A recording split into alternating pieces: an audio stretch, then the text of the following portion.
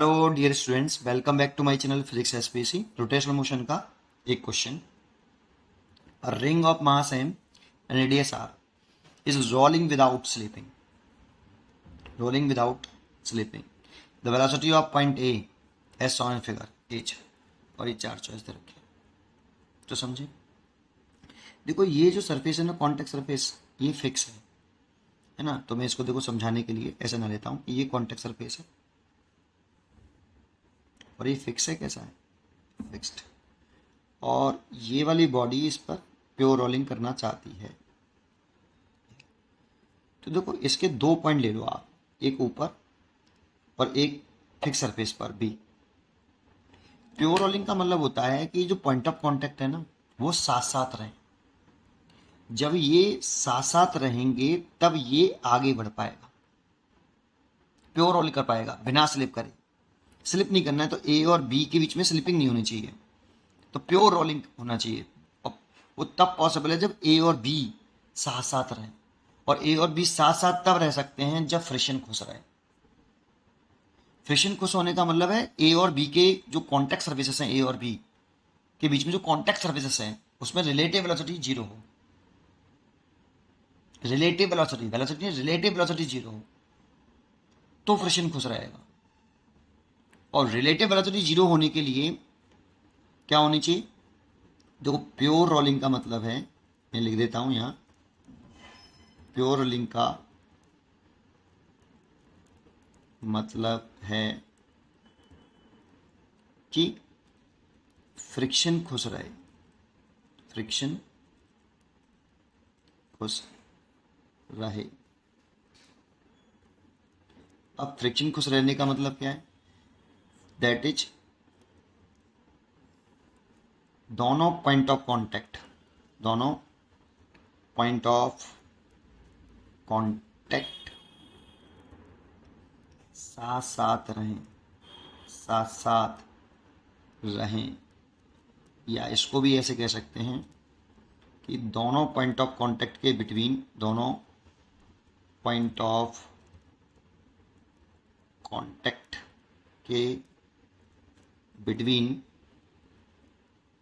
Relative motion ना हो। Pure rolling का मतलब है कि फ्रिक्शन खुश रहे। दैट इज फ्रिक्शन खुश रहने का मतलब है दोनों पॉइंट ऑफ कांटेक्ट साथ साथ रहें और दोनों पॉइंट ऑफ कांटेक्ट के बिटवीन रिलेटिव मोशन ना हो। दैट इसका मतलब हुआ कि ए की वेलोसिटी और बी की वेलोसिटी बराबर हो। ये इंस्टेंटली है बेटा, थोड़े से समय के लिए, लेकिन जब आगे बढ़ जाएगा फिर आगे कहानी बदल जाएगी। अगर परमानेंट कंटिन्यूसली प्योर रोलिंग चाहते हो तो फिर ए का एक्सेलरेशन और बी का एक्सेलरेशन कंटिन्यूसली चाहते हो तो पॉइंट ए का टेंजेंशियल एक्सेलरेशन, रेडियल नहीं, पॉइंट ए का टेंजेंशियल एक्सेलरेशन पॉइंट बी के टेंजेंशियल के बराबर हो। ये कंडीशंस है बेटा प्योर रोलिंग की। अब सोचो, अगर मैं बी की बात करूं तो बी तो फिक्स है ना बेटा। अगर बी फिक्स है, बी वाला जो सरफेस अगर फिक्स हो, जो बी वाला सरफेस है जो जिस पर ये ब्लॉक बॉडी रखी है, वो अगर फिक्स हो, चल नहीं रहा है, तो बी वाले पॉइंट की वेलोसिटी तो जीरो हो गई क्योंकि वो फिक्स है। और बी वाले पॉइंट का एक्सेलरेशन भी जीरो क्योंकि वो फिक्स है। तो बी का तो जीरो हो गया, ठीक।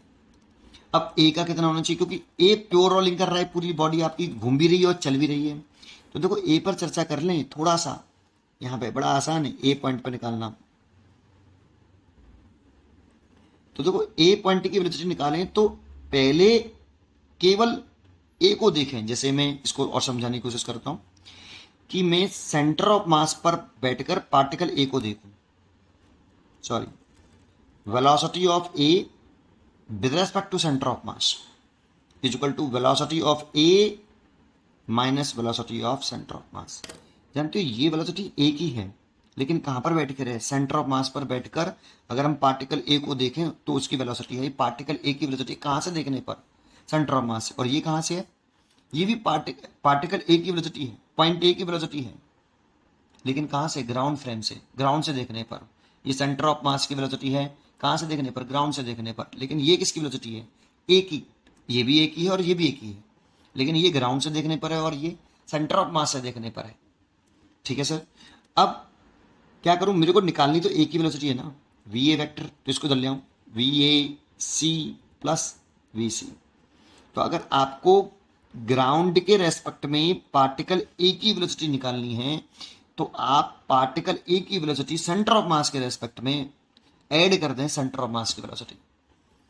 ठीक है, तो देखो सेंटर ऑफ मास की वेलोसिटी कितनी होगी पॉइंट ए की, यहाँ पे वी सी एम। देखो क्वेश्चन में गिवन है सेंटर ऑफ मास की वेलोसिटी कितनी है वी सी एम। तो पॉइंट ए की सेंटर ऑफ मास की वेलोसिटी कितनी होगी V C M. Point A की, ये हर एक पॉइंट की होगी बेटा V C M. Centre of mass की भी वी सी एम, इसकी भी वी सी एम, इसकी भी वी सी एम, ये सब वी सी एम है। अगर मैं कहाँ पर बैठ के देख रहा हूँ बेटा, इसे दो भागों में तोड़ लेना चाहिए हमेशा, है ना। तो अगर मैं किसको कहाँ पे बैठ के चीटा बन के सेंटर ऑफ मास से देख रहा हूँ तो पार्टिकल ए की वेलोसिटी कितनी होगी, तो देखो पार्टिकल घूम कैसे रहा है, ऐसे। अगर सेंटर ऑफ मास से मैं पॉइंट ए को देखूंगा ना तो ये मेरे को पॉइंट पीछे तरफ भागता हुआ दिखेगा ऐसे, क्योंकि घूमे से रहा है, देखो ऐसे ऐसे देखो ऐसे ऐसे, तो पीछे की तरफ भागता हुआ दिखेगा। तो पॉइंट ए की वेलोसिटी यहाँ पर जो होगी वो ओमेगा आर होगी, ऐसे। कंबाइंड कर लूँ दोनों को इकट्ठा कर लूँ तो पॉइंट ए की जो वेलोसिटी है इस जगह पर वी सी एम है और इस जगह पर ओमेगा आर है। तो देखो डायरेक्शन अपोजिट है, इसीलिए ए वाले पॉइंट की जो वेलोसिटी होगी उसका मैग्नीट्यूड जो निकालूं अगर मैं ए वाले पॉइंट का, तो वो V C M minus omega R होगा, ये होगा ए वाले पॉइंट का। तो ए पॉइंट की वेलोसिटी अगर मैं यहाँ रख दूं तो कितनी, V C M minus omega R, और ये किसके बराबर, जीरो के।